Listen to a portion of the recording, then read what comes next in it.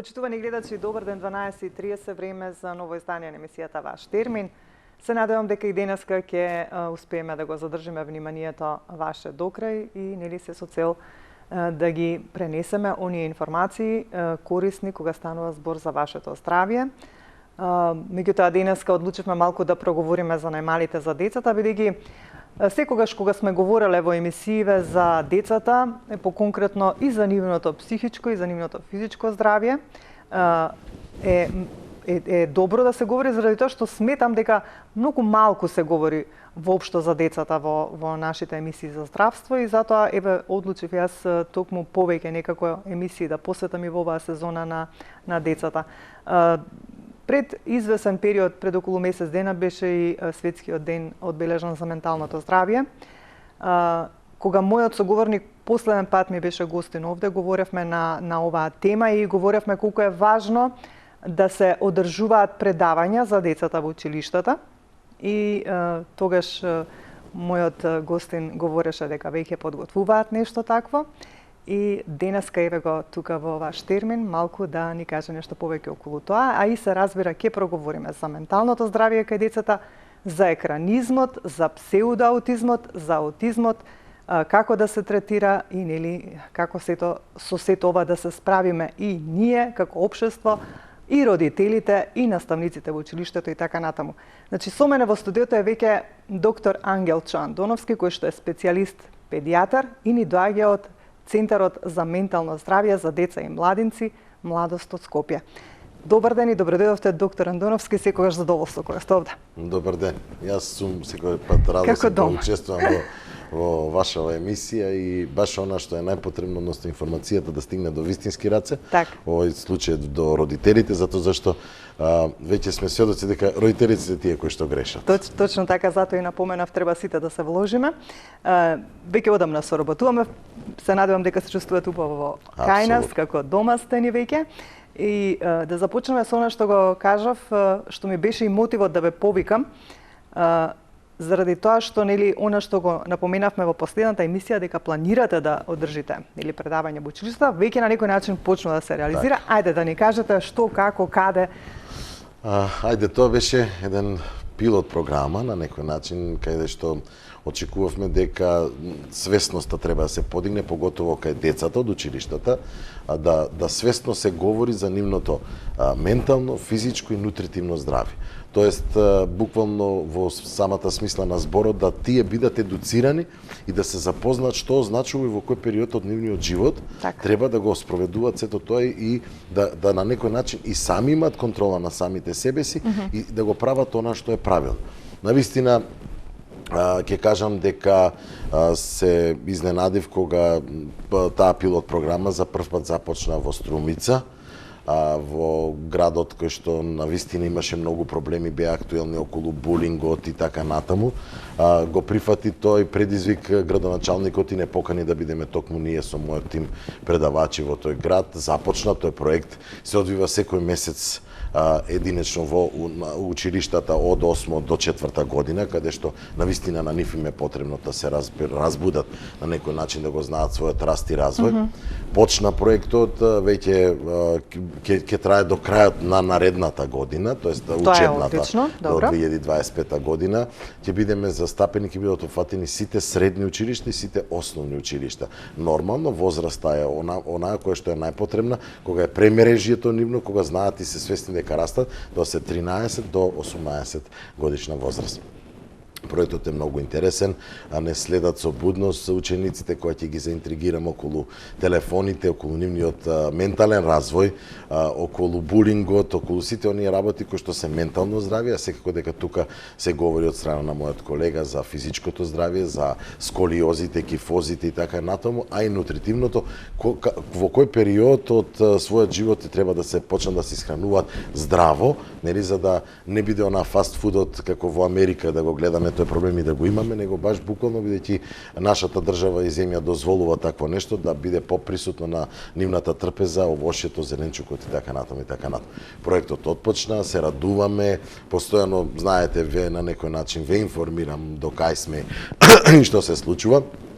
Баш ми е драго што денеска ќе говориме и ги запознаваме и сите други кои што треба да се заинтересирани, тоа се градоначалниците, да дури и за наставниците може да се направи таков проект, но гледам дека некој пат и одзивот, можеби од страна на градоначалниците не е секој пат толку брз, сепак треба да си ги планираат средствата, но веќе кога имаме стручни лица кои што тоа може да го спроведат, само нека се угледаат на примерот кој што го спроведе Струмичкиот градоначалник и тоа е тоа. Значи кажавте само Струмица досега. Да. Кој се друг? Дали имате комуникација? Источна Македонија, да, секако во Источна Македонија сега се преговара за да тоа, бидејќи да не дојде до натрупување, нели секоја општина, може да го планираме тоа етапа по етапа, да не биде тоа често, бидејќи ние имаме врски, постојано сме со пациентите и така натаму, значи навистина гледаме да се договориме у кој период од годината да бидат и они застапени. Сметам дека тоа ќе стане рутина, стално го говорам тоа и баш до градоначалниците ова апел дека сите можат да ме повикаат мене, нели, за да тој проект им го пласирам, им го презентирам и едноставно тоа општината воопшто не ја чини многу.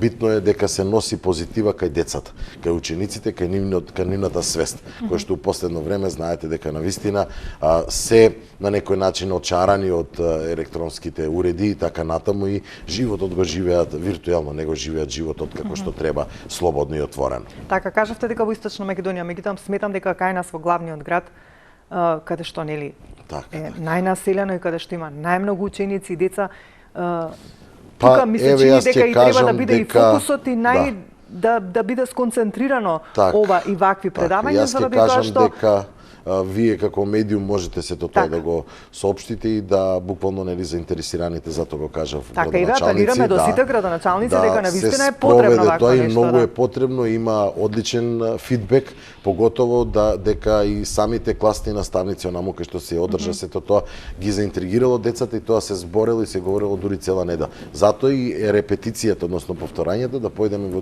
другите училишта, каде што ќе почнат тие меѓусебно да го дискутираат сето тоа и ќе им биде како еден правец за понатак. Така, бидејќи градоначалниците гледам дека се залагаат за многу работи, а ова е нешто што на вистина многу пати сме го говореле и многу пати сме апелирале дека е многу важно општеството, значи луѓето кои што се на раководни позиции, во случајов градоначалниците, да прифатат едни вакви проекти за кои што вие нели сте образовани и сте стручни, да ги презентирате до децата, се нели да со позитивна цел некако да се подигне нивната свесност за сите овие проблеми за кои што ќе говориме во продолжение. Точно, јас ќе кажам дека Заводот за ментално здравје за деца и младинци, Младост при Здравствен дом Скопје, навистина една институција која што од голем значај за цела држава, не само за Скопје како Скопје, и дека можам да кажам дека имаме полни раце работа, дека навистина проблематиката дојде исплови до израз и дојде овој период да сме сведоци и на екранизмот, и на псевдоаутизмот, и на аутизмот, и проблемите со говорот и така натаму, да навистина со целиот мој тим кој што функционира во Заводот за ментално здравје, работиме постојано и сметам дека навистина колку и да говориме ние околу проектите, сепак треба некој да не побара и да ги побара тие проекти или да не повика на разговор за да знае како да го состави тој проект и за кого ќе биде корист. Нормално, пак ќе кажам дека и тие се свесни дека користа е врз децата. Нашето богатство се децата, не за џабе и она максимата што ја постави многу години уназад, се за децата, дека навистина треба да функционира и да профункционира дури како државна програма. На некој начин, затоа зашто е неопходно. Ова модерно време не доведе до голема проблематика, не само децата, дури и нас, и возрастните, ќе кажам дека тој електронски скрин синдром или екранизацијата веќе е присутна и кај нас, па дури во другите држави, западни, поразвиените, дури и родителите на такво запуштено дете се подложени на психотерапија, односно да се појават кај психолог. Точно, не само кај децата, кај возрастните делува психолошки. Апсолутно, и затоа се смета дека у последно време се повеќе говориме за лошите воспитни мерки од страна на родителите, и јас ќе кажам дека во својот извештај го пишувам дека да си знаат и дека да остане запаметено дека тоа е дојдено поради нив, тие лоши воспитни мерки. Јас ќе кажам дека јас сум го тоа поминал на своја сопствена кожа, Така. бидејќи и јас на некој начин сум пропуштил доста кај своето сопствено дете, па сум го екранизирал. Па имаше борба, која борба сега еве на некој начин Така, вродува да. со плот и така натаму. Секогаш кажуваме дека вие од сопственото искуство толку многу се посветивте за да нели дадете се од себе за да помогнете во развојот. За да тој пат кој што јас сум го поминал, да другите родители да го поминат или полесно, или да не го поминуваат воопшто, да.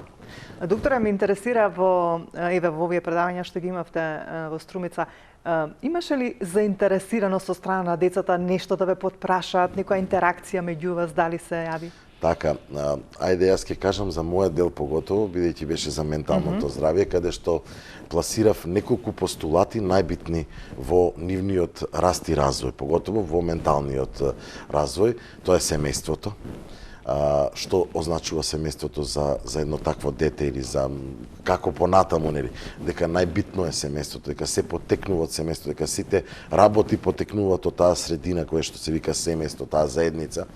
Втората работа им го кажав дека е социјализирањето, односно средината со која што се дружат, тоест нивните другарчиња, она средина што ги окружува, како заедно се растат и се развива, дека една средина може да ги тегне кон негативни работи, друга може да ги тегне кон позитивни, и тоа им беше така интересно. Трета тема беше екранизмот, значи што представува екранот и кај ги води екранизмот на некој начин. Да, тоа е на некој начин прозорец на светот, до светот, ама значи и проблем. Тенка е границата. Време, да. Четвртата работа беше булингот, кај што разговаравме дека не треба да го прават тоа на тие дечиња за да не им се врати на нив назад. Петата работа беше кога зборевме околу она што значи ентузијазам и кој сум јас или што сум јас, што представувам, дека треба се погледнат во огледалото и да се запрашаат самите себе си. Еден вид на многу интересни работи кои што ги заинтересира па прашува. Ја дури употребив многу повеќе време и му земав на колегите затоа што имаше многу интерактивни прашања, поготово кога станува за нивната личност. Тоа е за секоја личност, се веќе кажам, дека тие се буквално заинтересирани како да го не им го кажуваат тоа, затоа реков, лошите воспитни мерки од самото семејство не им се постојано објаснети, или ќе речам вака, не секој пат децата си ги слушаат своите родители, сакаат да слушнат некој друг. Добро е и тие да бидат вклучени во тоа. Така, сакаат да слушнат некој друг, да им го каже сето тоа, па ќе му поверуваат, нели, и така натаму. Сме го поминале ние како искуство како родители и уште го поминуваме, нели, тоа ќе трае доживотно. И ќе кажам дека сметам дека секој пат има интересни прашања од нивна страна, интерактивно е. Прво беа стегнати, не знаеш што е оваквото, но сепак и мојот настап како лекар кој што веќе имам искуство и работам со нив, беше многу, да, пристапот ми беше многу интересен, со смешка ги кажав дека на некој начин ги нареков, еве ќе се поистоветам, стално го користам тоа телетабиси, немојте да бидете телетабиси, и тоа ги заинтригира, некако се опуштивме и почна таа интерактивна настава, која што траеше цел ден, значи буквално од 7:30 започнаме со предавањата и завршиме некаде околу 3:30. Така да цел работен ден го изработаме токму со дечињата, тоест токму со младите кои што навистина абсорбирале, го говореле тоа буквално цел ден, буквално цела седмица, и наставниците, директорите се презадоволни од сето тоа што го видоа или што го слушна од нас. Ајде, тука сме, нели, секогаш нели во жива емисијата можете, доколку имате некоја прашање или некоја сугестија или нешто да кажете во однос на ова за кое што говориме, а се работи нели за чувствителна тема за менталното здравје кај децата, поконкретно еве за онаа појава на екранизам, за појава на псевдоаутизам, на аутизам, и има и други некои работи за кои што и претходно кога ми гостувал доктор Андоновски сме говореле. Докторе, кој е најголемиот проблем од сите овие што ги напомена? Најголемиот проблем, ќе кажам дека почнува од најмалата возраст, тоа е екранизмот. Екранизмот е огромен проблем не само кај нас, туку во целиот свет. Се бурно се збори и говори на таа тема, има постојано конгреси, јас учествував на доста конгреси во последно време каде што говорев на таа тема и слушав за таа тема и од другите колеги. Едноставно екранизмот означува, го напоменав, веќе го крстија и во сите сфери, дека тоа е електронски синдром на екрани, скрин синдром, значи каде што буквално децата се заробуваат. Така. Лошо е дека ние во Како таа една трка, зависност станува. да, тоа е зависност, да. Лошо е што родителите во таа трка за напредок, за пари, за живот, за кариери и така натаму ги забораваат своите деца. Се повеќе ги препуштаат, се извинувам, на екраните. Тоа е многу голем проблем кога децата веќе живеат внатре во таа кутија, во тој екран, независно дали е тој телефон, дали е тоа телевизор или компјутер, значи тие буквално таблет, буквално тие се врзани и живеат во тој свет. Тие будни сонуваат, јас ќе кажам дека говорев и околу една тема и правев истражување, значи Заводот за ментално здравје при здравствен дом направи такво истражување врз 38 испитаници, односно пациенти дечиња, кои што беа многу екранизирани, правев споредба со нивното ЕЕГ, значи тоа е снимањето на нивните мозочни бранови и кај нормалните деца, го споредувавме со нормалните деца кои што не се екранизирани, кои што се многу краток период од денот на екран. И ќе кажеме дека има и битна и возраста, дека до 3 години воопшто не треба детето да другарува со екранот. Од 3 до 5 или 6 година може само да му се дава половина час и тоа буквално со придружба, тоест родителот или едукаторот да биде покрај него, наставникот, наставничката, воспитувачката, и подоцна дека у текот на денот, дури трае развој до некоја си 12 година, дека може само 1 час, ама да биде во едукативни цели или во дел забавен кој што е половина час. Значи, Светската здравствена организација веќе ги определи тие насоки, кои што ние само треба да ги следиме. Ние не треба ништо да измислуваме топла вода, него треба да ги следиме насоки. И родителите, постојано да се говори на оваа тема, дека родители треба да се свесни дека екранот представува голема опасност во мала возраст. Подоцна може да стане и помагало, едукативно, но со надзор од страна на родителот. Како што кажавме, тенка е границата, колку може да му помогне, а колку и да му наштети. Децата доживуваат такви промени во нивното ЕЕГ, во нивните мозочни бранови, што будни сонуваат.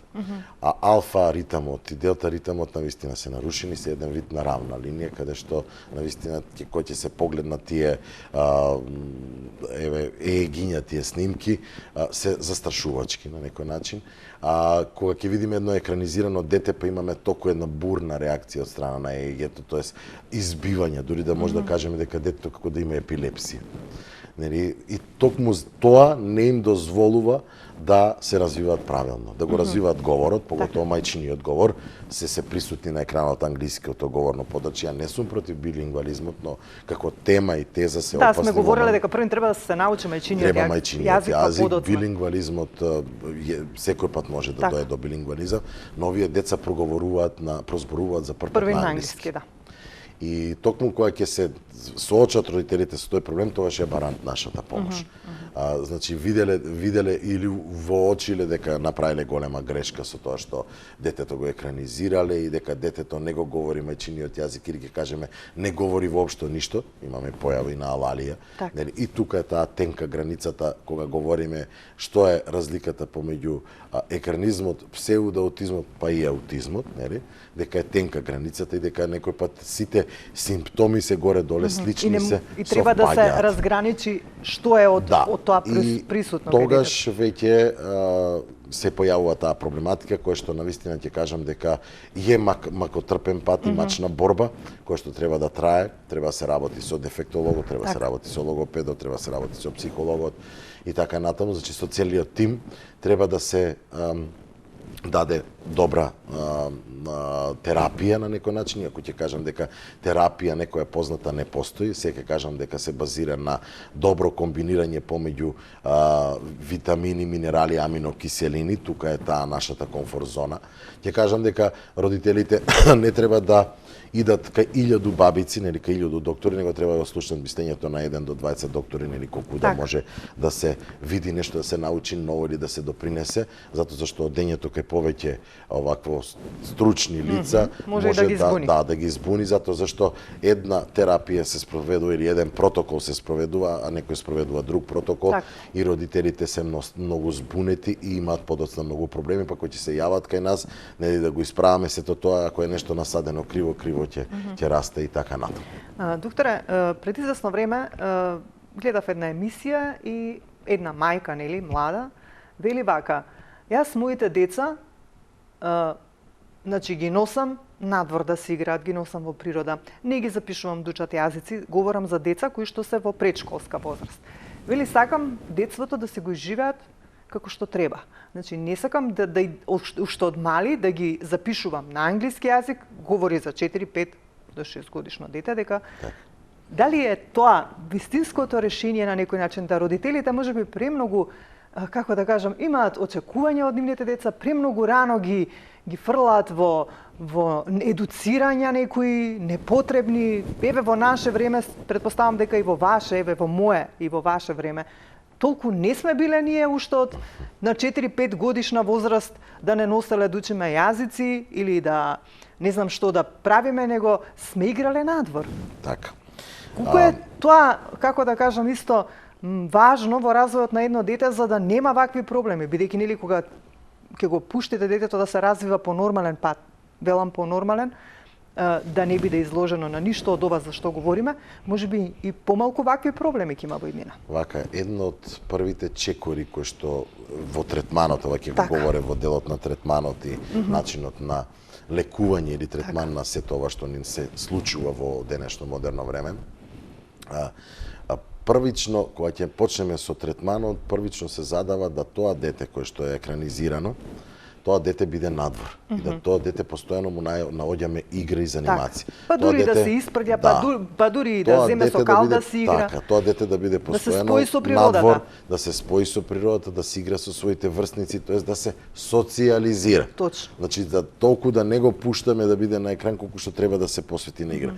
И стално им пишувам во тој протокол на родителите дека дружете се, носете ги во игротек, носете ги надвор, колку дозволува времето. Во парк, во гости, викнете гости, идете на гости, почнете детето го социјализирате, значи да биде како составен дел од таа терапија која што е како протоколарна терапија. Детето мора да биде у комуникација со целата средина. Значи со сите дразби, со сите звуци и така натаму и така натаму. И тоа е чекор да тоа дете го разбудиме.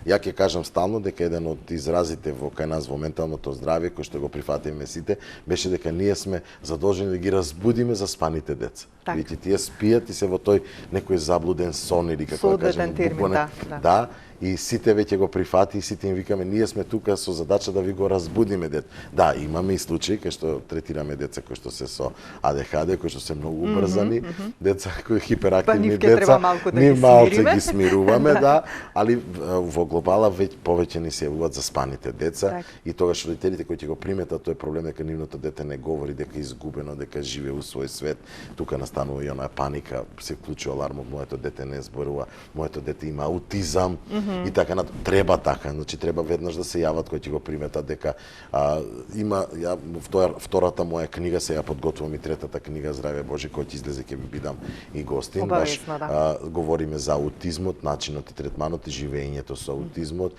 и се што допринесува до аутизмот. Тоа ќе биде одлично, уште се извинувам што ве прекинувам, уште повеќе што последно кога говорев на тема нели за аутизам, секое второ па и трето дете веќе пројавува аутистичен спектар на нарушување. Веќе сме многу близу до светската инциденца. Ја кажам дека навистина ние стануваме едно модерно општество кое што навистина заради таа трка што ја спомна во почетокот, родителите ги прават своите лоши воспитни грешки и настануваат веќе проблемот со аутизмот. Иако ќе ви кажам дека аутизмот, кога ќе говориме сега за аутизмот, дека аутизмот е докажано дека 90% е наследна болест, нели се повеќе се дискутира за тоа и меѓутоа доктора не може толку да наследни. Пак ќе кажам, затоа многу е тесна границата. Зговоревме од екранизам, настанува псевдоаутизам, да, настанува аутизмот, значи ти ако не работиш со тоа дете, ако не се работи врз тоа дете, сигурно дека детето ќе стане аутист, нели како кажеме, затоа зашто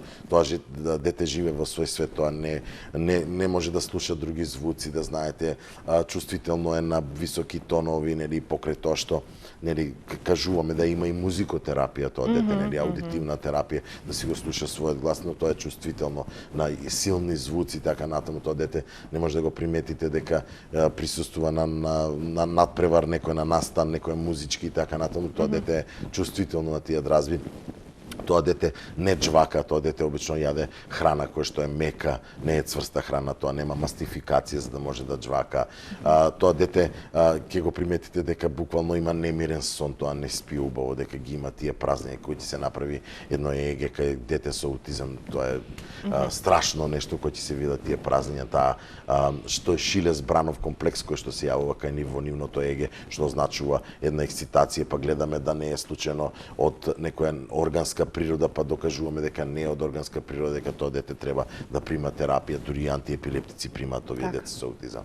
Значи, тоа дете е со тантруми, тоа дете вришти, тоа дете не ги препознава боите, тоа не знае ни ден ни ноќ што е за не. Значи, многу симптоми од таа скала ние кои што ќе кажеме и ги оценуваме на некој начин така. Затоа тимот работи заеднички и заедно сите се изразуваме и тогаш гледаме да го спроведеме протоколот, нели протоколот кој што Заводот за ментално здравје го работи обично преку лекарите. Значи ќе кажам дека во установата покрај мене како единствен педијатар во установата имаме и психијатри колешки кои што работат и на психијатриски оддел, сепак нели и тоа е психа. Така, комплексно е. Комплексно е и нивната терапија не се разликува од мојата педијатерска, пошто веќе работиме со осетлива тема, тоа се деца. Децата треба да добиваат првично терапија кој што на некој начин ќе ги исчистиме тие деца, па правиме и различни испитувања, да знаете дека тие деца обично се со кандида, имаат голем процент на други интолеранци кои што ќе се направи, гледаме дека тие нивниот организам не абсорбира се што треба од потребните нели минерали и витамини кои што тој организам, се губат многу процеси во тој нивен развој, значи не ги примаат сите средства кои што им ги треба на тој организам таков кревок и тука почнуваме да го третираме, да се дава, да се отстранува нешто на што се алергич. Комплексен проблем.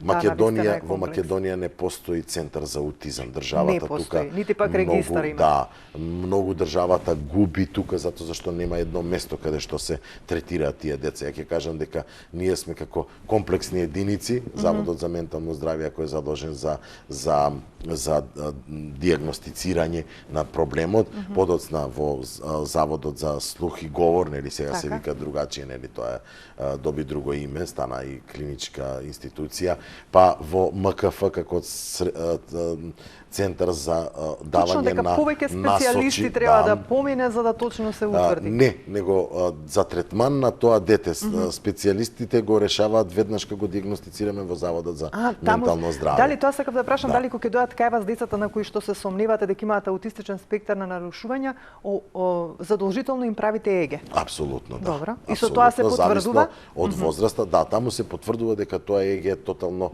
немирно или ЕЕГ кој што одговара на дете со аутизам. Да го разликувате што е што, јас и истражувањето за компарација на децата, какво е ЕЕГ-то кај децата со аутизам и кај нормални деца. Таму го правев сето тоа, значи правев едно испитување кое што траеше подолг временски период за да можеме како тим да го презентираме на конгрес, учествувавме на светски конгрес психијатриски каде што буквално ги кажавме и сите оние научни достигнувања кои што успеавме како здравствен дом е најголемата институција во државата здравствена која што брои 1300 вработени, но сепак заводот е еден. Има и во Битола уште еден завод за ментално здравје и таму работат доста колегите, но сепак сите доаѓаат во Скопје и од тука почнува патот. Дали тоа дете ќе иде подоцна кај терапевтите кои што се наоѓаат во нивните општини и средини, значи дефектологот, логопедот да работат, па и психологот таму, па во МКФ да им се даде соодветна насока на тие деца како да во училишна установа да работат соодветен ИОП, изработка на соодветен ИОП или па давање на асистент доколку имаме потреба за тоа дете биде со асистент за да му го насочи како да ја изучува таа програма која што ќе му биде зададена. Комплексно е место да сме соберени државата да издвои средства и да направи еден центар, но тоа дете задолжено да талка и да оди на сите места поединечно. Доктора, ЕЕГ-то на она дете кој што е изложено на екранизам и ЕЕГ-то на аутистичен спектар на нарушување блиски, да, како ги дешифрирате, така да кажам. Како ги дешифрираме? Еве ја ќе кажам малку стручно, ќе се изразам дека тука ја гледаме и брзината. Добра. Во соодветна брзина го читаме ЕГ-то, ги гледаме тие Шилец Бранов комплексно избивање, тие празнини. Значи има сепак некои показатели. Дали се во сон случуваат или се случуваат постојано. Кај дете кој што е екранизирано, верувате ми дека тоа е постојано. А кај деца со аутизам тие избивања ги има повеќе во сон. Значи се случуваат во сон и затоа бараме тоа ЕГ да биде направено во сон, кога детето е као мирно, а тогаш се јавуваат тие избивања. Тоест имаат некакви празнења кои што да. Постои дистинкција. А кај дете во екранизам тоа е постојано преку цел ден е на него немирно е ЕГ-то, затоа зашто тоа сето што го прима како информација, тоест како бранови, сепак тоа е екранот е комплекс на бранови кои што ги гледаат или како се телевизиски бранови така натаму. Тоа е фактички тоа активност која што мозокот ја регистрира и фактички се пресликува кај тоа дете. И тоа дете постојано бидејќи во екран, тоа дете целото со едно така да кажам брзо ЕЕГ во сите одводи, да кажем во сите нели лобуси во кои што се прави ние ги регистрираме. Сето тоа гледаме дека тие избивања се постојани, тоа дете гледам, викам тоа дете е екранизирано, дајте му шанса, дај 6 месеци отстраните го екранот да видиме дали на наредното ЕЕГ ќе се смири. Додека кај дете со аутизам тоа се јавува во сон, таму се тие избивања, па тогаш се консултираме и со невролог и така натаму и така натаму. Имаме покомплексна работа, како да кажам, за разлика од другите нели кои што работат. Е комплексна. No. Сега веќе подолго време сте таму. Дали некогаш вака сте, додека сте говореле со вашите колеги, сте направиле некоја компарација некогаш и сега во однос на тоа колку кај вас доаѓаат нели дечиња, односно родители со нивните дечиња, за да видите зашто станува збор? Да, јас ќе кажам дека интензивно со оваа проблематика сум последниве 4 години. Ама кој ќе кажам интензивно, тоа е баш буквално интензивно, тоа е секојдневно, дека јас покрај термините, јас сум присутен таму и ван термините, бидејќи нели сам еден педијатар сум внатре, да постојано пациентите кои што доаѓаат и од другите градови, имам една среќа да кажам да сум блиску да живеам до заводот и да можат секој време да ме викнат, па јас периодов кога дозволуваше да бидам со мотор бев постојано нели на таа некаква си релација. И ќе кажам дека у секое време сум присутен и работењето е комплексно и ќе кажам дека навистина сето тоа јас што сум го доживеал или што го живеав преку моето дете, нели, сепак ќе кажам ја секој пат поаѓам од самиот себе, сега го пренесувам на родителите и се борам буквално со овој проблем активно и жустро заради тоа што веќе како викаме стално прашај паталец, не гаталец, нели, и стално го работам тоа и постојано, тоа ми е љубовта. Буквално таа љубов кон децата, јас и претходно кога бев нели директор во Козле, ја рефлектирав, но тоа беше пулмолошка проблематика. А сега веќе од физички аспект. Да, сега веќе сме во една проблематика која што е многу модерна, ама која што е многу лоша. Значи, во тој свет да се помогне на тие деца, мислам дека секој збор што ќе го кажат или секоја насмевка нивна и секој подвиг мене ме радува, камо ли родителите. Значи, толку сум радосен, па кога ќе ми пуштат и клипови по телефон да ги гледам кај пеат или кај ме поздравуваат, здраво доктор Ангелчо, толку сум радосен и таа радост ја споделува и во домашните ја пренесува. Нормално дека не секој пат нели се случуваат успеси, нели, нели како да кажам, но борбата е вечна.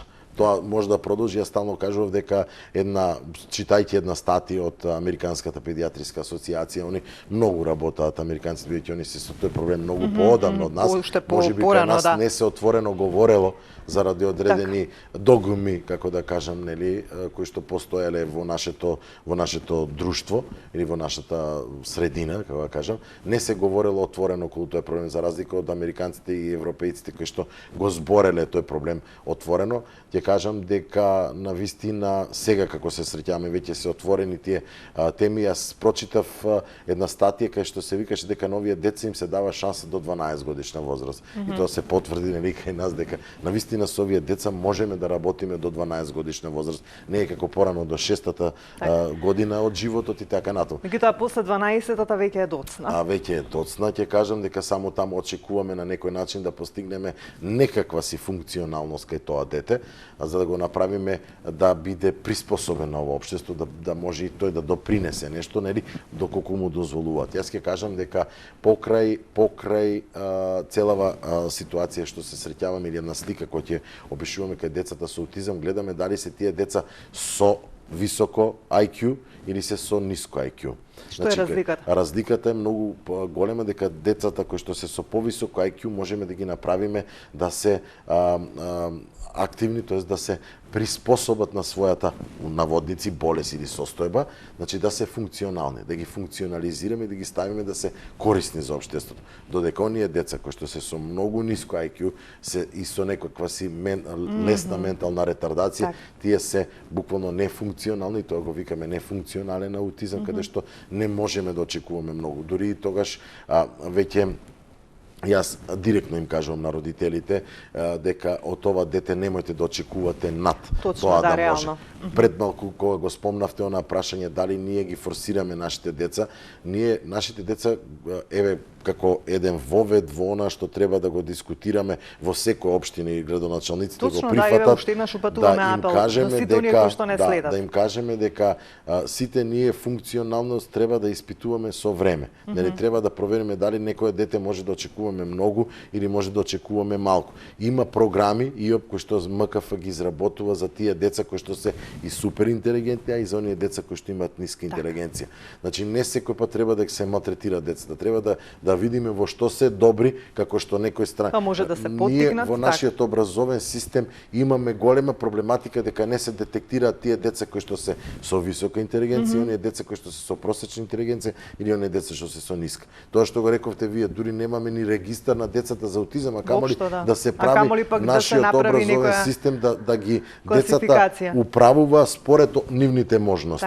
Многу сме далеко од тоа и мислам дека нашето општество треба да се буквално притисни, да се стегне да ги работат овие работи во тој правец, да се веќе на некој начин измоделираме, измодернизираме, за да се доведеме рамо до рамо со другите европски држави. Тек тогаш да размислуваме што понатака. Јас ќе кажам дека навистина треба да се прифати тој предизвик, да се буквално објаснува на овие деца и дури децата кои ќе станат свесни што како тогаш и тие самите ќе учествуваат во образовниот процес како интерактивно, а не тоа ви е напишано и ќе ве притискаме сега морате тоа да го направите. Како по некој шаблон не може да се делува. Ние бевме сведоци дека во нашата држава се донесува многу програми, не знам Кембридж програма, не знам Шефилд и така натаму и така програма. Ниту една програма не се спроведува како што треба. Место да ги прилагодиме тие како да кажам принципи или насоки за учење на нашите услови, тогаш многу поубаво ќе функционираме и верувам дека тогаш ќе можеме да сме функционални целосно, за да не доаѓа до некакви проблеми со тие деца подоцна, дали е тоа анксиозност, дали е тоа дури појава на проблеми со когниција, со психата и така натаму, и да не доведат до несакани последици. Докторе, неизбежно ми е да ве прашам, имам уште малку време, последниве неколку дена, десетина дена се говори за загаденоста која што за жал секоја година ова време навистина веќе во, како да кажам, покачана, веќе сме на 4-5 место во најзагадени градови во светот. Колку тоа влијае врз овие проблеми кај децата? Освен кај пулмолошките болни, како да кажам, тоа веќе на сите ни делува. На сите делува, затоа зашто загадувањето не е само од возилата или од топланите и така натаму, нека во воздухот се согореваат и бензени, се согореваат и сите канцерогени материјали, ќе кажам. Проблемот е што хипоксијата која што ќе се јави, поготово кај овие буквално деца кои што се засегнати со проблемот на ментално здравје, многу делува затоа зашто тие честици од типот на нели од најситните до најкрупните, ќе кажам честичките со 2,5 се најлоши, да пием 2,5 се најлоши за кај овие деца, бидејќи доаѓа до запушување или закрчување на крвните садови. Со тоа се и блокира некој процес во исхраната на мозокот, ќе кажам, дека крвните садови се нели битната исхрана на мозокот, за да и кислородната нишка се протега во мозокот и да не се доживува. Кај овие деца тогаш гледаме еден вид на пад, дека се буквално успорени, дека тоа им влијае, загадувањето многу им влијае, да не зборам кај децата, нели рековме со белодробни заболувања, кај што сме сведоци дека тие порастот на астма е огромен, поготово од ова загадување. Јас ќе кажам дека и покрај толку апелирање од страна на стручните лица и така натаму, и јас кога бев во Козле како институт, тогаш беше Козле, сега клиничка болница за белодробни заболувања, алармиравме дека што предизвикува и дека порастот е на многу високо ниво на овие деца кои што се разболуваат од PM10 и од PM2,5 частичките. Дури направивме и еден вид на студија околу загадувањето, апелиравме, но никако не се реши проблемот. И тоа не е само сега, тоа е со децении наназад. Дека никако нити се... А секогаш само се говори ова време кога ќе е загадено и ништо не се презема? Ќе кажам дека ние место да сме први у некои убави работи, ние увек у најлошите работи сме први. Така да мене не ме ни чуди зашто не работат нити оние станици за да ги измерат частичките, значи не можат ни да ги измерат частичките кога се загаѓа.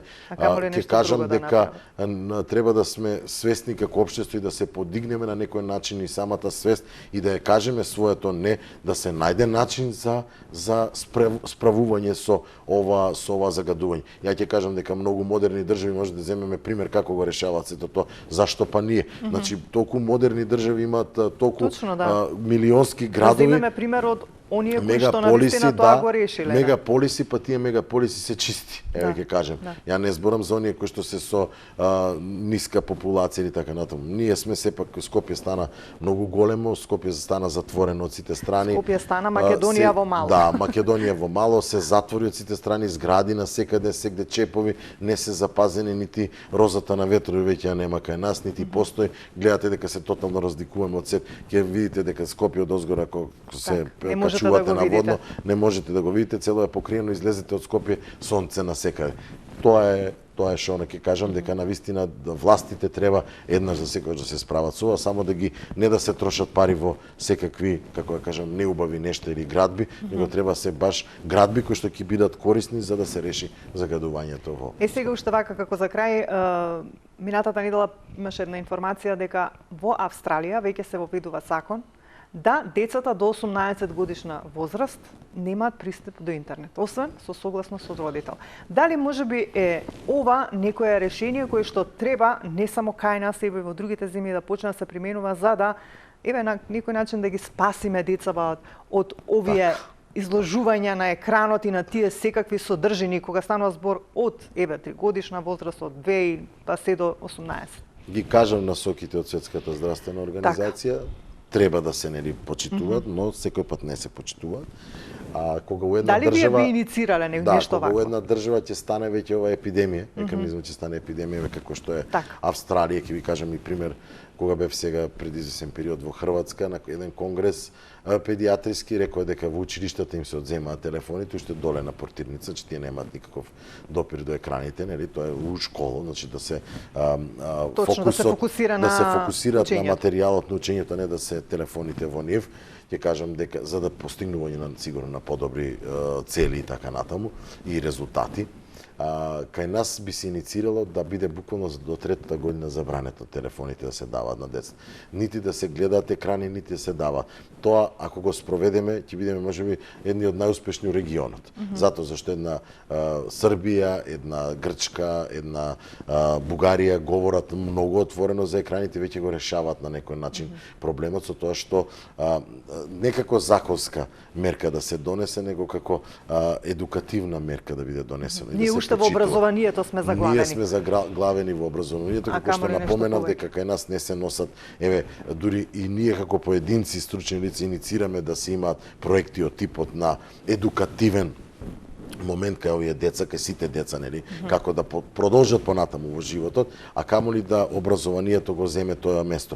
Образованието кај што треба се да се тргне за да може да ги воведуваме тие работи. Да, стручни лица може да се викнат да се организираме за да ги приспособиме, иначе пак повторно ќе се наврата. Ние не треба да измислуваме топла вода, веќе тоа е измислено нешто, треба да се прилагоди кај нас, да се викнат стручни лица да го прилагодат тоа, да го средат за наши услови и тоа да биде пуштено во оптек за да многу полесно и да им го олесниме животот на младите. Како за крај, нешто што е најбитно и што ми се чини дека најважно во целиот овој процес и најголема улога имаат родителите? Кои би биле вашите, еден краток совет до родителите?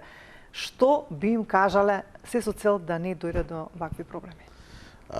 Кратко и јасно. Ако се вратам на сето она што е како искуство и како тоа сега што го работам е еден вид на заложба и борба, еден вид на послушание кој што сега во моментот го правам, ќе кажам дека како што напоменав, најбитно е семејството. Се потекнува од семејството. Целиот живот понатамошен на едно дете се трасира од семејството. Ако родителите се со добри воспитни мерки, тоа дете ќе биде добро дете. Ако тие родители се со лоши воспитни мерки, тоа дете ќе биде лошо дете. Ја ќе се навратам и ќе кажам, модерните држави, ако можеле да спроведат дури и психолошки третман врз лошите родители, кај нас само да се огледаат што прават добрите родители. Не сакам да кажам дека сите се пример сами за себе и дека треба да мислат на иднината на своите деца. Најнакраишта, ние се што правиме се за децата. Кога ќе станеме веќе семејство, кога ќе создадеме семејство и така натаму, ние мислиме се за децата.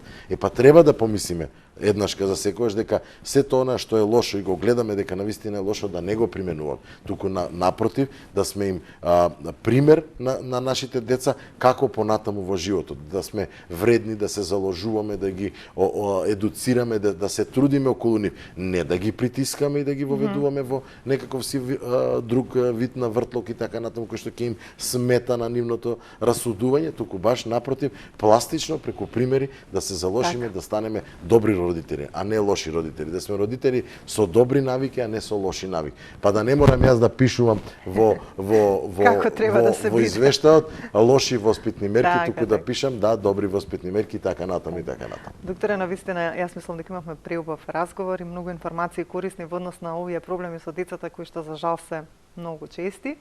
Ви благодарам многу за денешното гостување. Ќе ве очекувам со книгата, нели, за аутизам што ја најавивте, да бидете повторно овде мој соговорник, па да пренесеме се што вие сте, нели, создале во тој учебник, како книга, како прирачник, што и да е, да го презентираме до нашите гледачи и секако верувам дека ќе има многу заинтересирани што ќе сакаат да го добијат. Ви благодарам многу. Ви благодарам. Секој учество тука, барем за мене е еден вид на искуство за тоа што и вие како медиум го правите и да го пренесувате понатаму, тоест да го пренесуваме за подобри идни наши генерации. Се за децата тоа останува и продолжува. Така, се за децата. Така, почитувани гледачи, се за децата, меѓутоа еве апел уште еднаш до оние градоначалници кои што можеби ќе ја проследат емисијата, она што го говоревме со доктор Ангелчо, овие предавања и нели што ги прават за децата и во основните и во средните училишта, да дојдете некако во контакт со Заводот за ментално здравје кај деца и младенци, да стапите во комуникација со овие прекрасни личности кои што се трудат да направат се за доброто на психичкото здравје кај децата и оние проблеми кои што се јавуваат, а може зошто и да не и оние родители кои што се дел од општините, пак може да ги посетат градоначалниците и да ми го пренесат ова кое што ние денес го говоревме, за нели да остварат средба со градоначалникот, да кажат, па може би така и да делуваат за да дојдат до овие наши врвни професионалци кои што си ја знаат својата работа, за да во нашиот главен град, каде што има најмногу деца и најмногу училишта, да бидат спроведени овие предавања. Ви благодарам на вашето внимание, ве оставам во добро расположение, имајте добро здравје, грижете се за своето здравје, за своите дечиња, а ние повторно ќе се видиме за 7 дена во исто време.